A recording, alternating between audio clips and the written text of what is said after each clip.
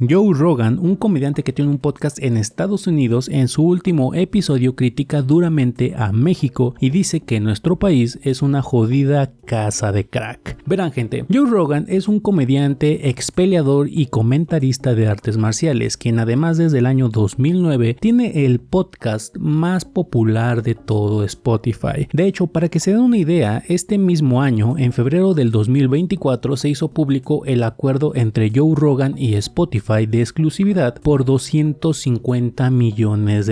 Es decir, que Spotify le estaba pagando esta cantidad de dinero por unos cuantos años para que Joe Rogan no posteara su podcast en ninguna otra plataforma. Y nada más para que se den una idea de la cantidad de dinero que es esto, el salario anual de una persona de clase alta o considerada de clase alta en Estados Unidos es de aproximadamente $154,000 al año. Así que básicamente Joe Rogan cerró un trato que equivale a casi 2,000 años de salario de una persona de clase alta, lo cual no me malentiendan, está bien por él, porque afortunadamente para él ha logrado tener el podcast más escuchado en todas las comunidades angloparlantes, pero solamente para que se den una idea de qué cantidad de personas escuchan a Joe Rogan, para ejemplificar el por qué Joe Rogan o personas similares a él tienen una gran responsabilidad de informarse correctamente antes de salir a decir comentarios acerca de cosas. Se tienen que informar correctamente antes de salir a dar su opinión acerca de ciertos temas. Pues en su más reciente capítulo, en el que tiene una plática con otro comediante llamado Tony Hinchcliffe, hablaron de bastantes temas porque el episodio dura casi 3 horas, así como la mayoría de sus episodios. Bueno, pues al inicio del podcast, más específicamente en el minuto 7, hablan acerca de este tema de la presidencia en México. Y por cierto, si hablas y entiendes inglés, te dejo acá abajo el podcast para que lo escuches tú directamente, y si no hablas ni entiendes el inglés, también te dejo un artículo acá abajito donde traducen literalmente lo que dijo Joe Rogan, aunque si no quieres meterte a ninguno de estos dos links, yo te voy a explicar lo que sucedió en este video. Joe Rogan, con cierto tono de burla, habla acerca de los 37 candidatos asesinados durante el periodo electoral, lo cual no me malentiendan, cada una de las pérdidas es lamentable, no debería ocurrir, y no vamos a caer, digamos, en el discurso de decir que algunas personas, como estaban metidas en ciertos grupos criminales, se merecían ser ejecutados. Joe Rogan, sin tener demasiada información al respecto, menciona que fueron 37 candidatos presidenciales los asesinados, cuando la verdad es que los lamentables asesinatos fueron de candidatos locales en ciertas regiones del país, lo cual no minimiza su muerte, pero es diferente eso a insinuar que en México los candidatos a la presidencia son asesinados. Y les digo que realmente no tenía demasiada información, porque incluso si ustedes ven el video del podcast, se ve como Joe Rogan pues está buscando en ese momento la información para hablar acerca de ese tema, lo cual no me parece del todo correcto, porque si quieres hablar de ciertos temas, pues infórmate primero y ya después das tu opinión para que no haya alguna especie de sesgo o mala información. Luego continúa diciendo algunos comentarios un poco xenófobos, si quieren verlo así, y alimentando esta idea que pues Trump está manejando, diciendo que está nublado en Estados Unidos porque hay mucho humo por las balaceras en México y todo el fuego que está consumiendo a nuestro país. Y miren, la verdad es que no les vengo a decir que México es un país de paz y que no hay crimen, porque claramente hay cosas muy lamentables que están ocurriendo en mi país, pero es bastante hipócrita que lo venga a decir alguien de Estados Unidos y a modo de burla. ¿Por qué? Porque puede haber personas opinando este tipo de cosas desde Estados Unidos, pero haciendo un análisis más imparcial y de una manera respetuosa hacia los temas que estás tocando. Pero si sales como Joe Rogan a hablar acerca de estos temas a modo de burla, pues de alguna u otra forma te estás ganando una crítica por hablar de esa forma. Lo que menciona después sí da algo de coraje. ¿Por qué? Porque aunque no podemos culpar de su falta de conocimiento en temas de política nacional de México a alguien que vive en Estados Unidos, sí es bastante irresponsable, como les comento, teniendo un podcast tan escuchado, que haga este tipo de comentarios sin decir a lo mejor que es su opinión personal, o decir que a lo mejor no tiene toda la información al respecto y que va a dar una opinión hasta cierto punto limitada de un tema. Menciona que México es una crack house,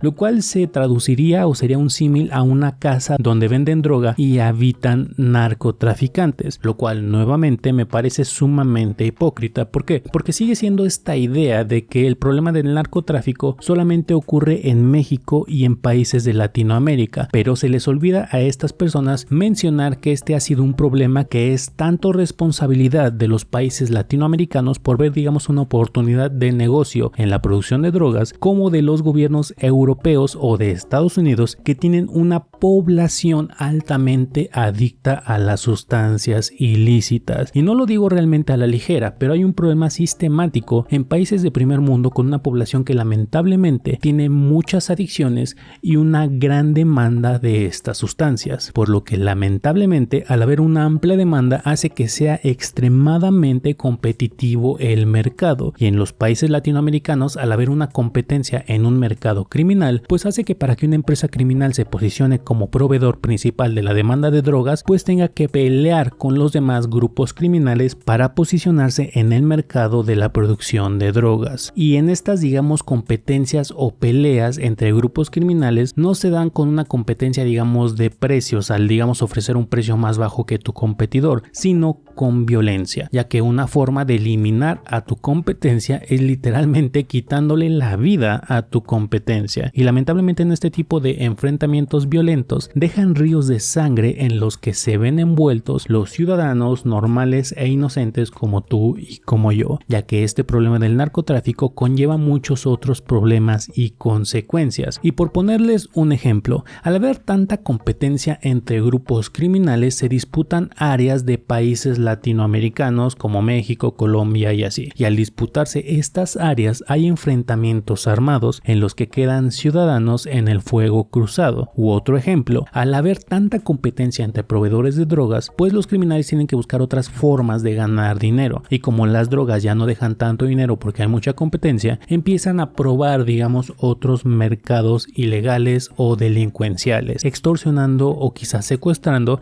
y todo esto contra los ciudadanos normales, no contra los otros grupos criminales, sino contra las personas que habitan en las regiones que ellos controlan. Pero todo esto se origina porque hay países como Estados Unidos que tienen un problema con la adicción a las drogas y que crean situaciones problemáticas en otros países como México y países de Latinoamérica, y luego vienen a rasgarse las vestiduras como Joe Rogan criticando los problemas de violencia que ellos mismos generaron de manera indirecta. ¿Por qué? Porque tienes el tema de las drogas y aparte le tienes que sumar a que Estados Unidos es uno de los mayores proveedores de armas en todo el mundo, que no solamente provee de armas a personas en Medio Oriente con todo ese tema que ahorita está ocurriendo, sino también a los carteles de Latinoamérica. Así que los carteles latinoamericanos consiguen sus armas para pelearse entre ellos y tener más poder en Latinoamérica de Estados Unidos. Así que, como les digo, es un problema que Estados Unidos y otros países del primer mundo generan, pero cuando les impacta un poco de ese daño es cuando se están quejando. Pero bueno, ya saben que ustedes tienen la última palabra y me encantaría leerlos acá abajito en los comentarios. ¿Ustedes creen que las personas en Estados Unidos tienen alguna clase de derecho de burlarse de las situaciones de los otros países, aunque Estados Unidos haya generado de manera indirecta este tipo de problemas, como si Estados Unidos fuera alguna clase de policía internacional de la moral, o deberían de reservarse este tipo de comentarios? Los leo acá abajito en los comentarios. Además, si les gustó el video ya saben que pueden dejar su me gusta, suscribirse y activar la campanita de notificaciones para que YouTube les avise cada vez que haya un nuevo contenido y no se pierdan de nada nuevo. Nos vemos en el siguiente video.